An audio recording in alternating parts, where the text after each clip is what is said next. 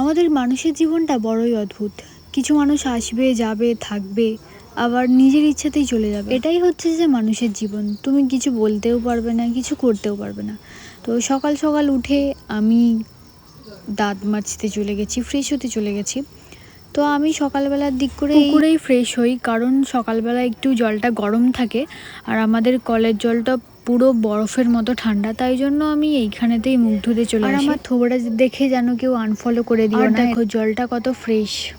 আমরা গ্রামের মানুষ ভাই, আমাদের পুকুরেই সব। আমাদের বাড়ি থেকে কলের দূরত্ব অনেক, আর আমাদের এমন কপাল খারাপ টাইম কলও আমাদের এইখানে জোটে না। থাক এইসব নিয়ে আর না বলাই ভালো। তো মুখ ফুক ধুয়ে আমি খেয়ে নিচ্ছিলাম ভেজানো জল, কিশমিশ ভেজানো জল, যেটা আমি মাসে একবার করে খাই। আমার একটু ভুলে যাওয়া অভ্যেস আছে, প্লাস এখন শীতকাল চলছে, খুব কুড়ামি পোনা করি আমি। কিশমিশের জল কি উপকার হয় আমি সেটা নিজেও জানি না, কিন্তু খাই। তারপর খেয়ে দিয়ে চা ফা খেয়ে একটু রোদে বসেছিলাম। তারপর উঠে সকালের কাজগুলো করে আবার স্নান টান করে একটু রেডি হয়ে বসেছিলাম, কারণ কয়েকটা ভিডিও করছিলাম। মাথার চুল তো সব উঠে গেছে, তাই একটু আর দেখবে বাড়িতে ভালো মন্দ কিছু রান্না হলে তাড়াতাড়ি খিদে পেয়ে যায়। তো সেদিন আমার খুব খিদে পেয়ে গিয়েছিল।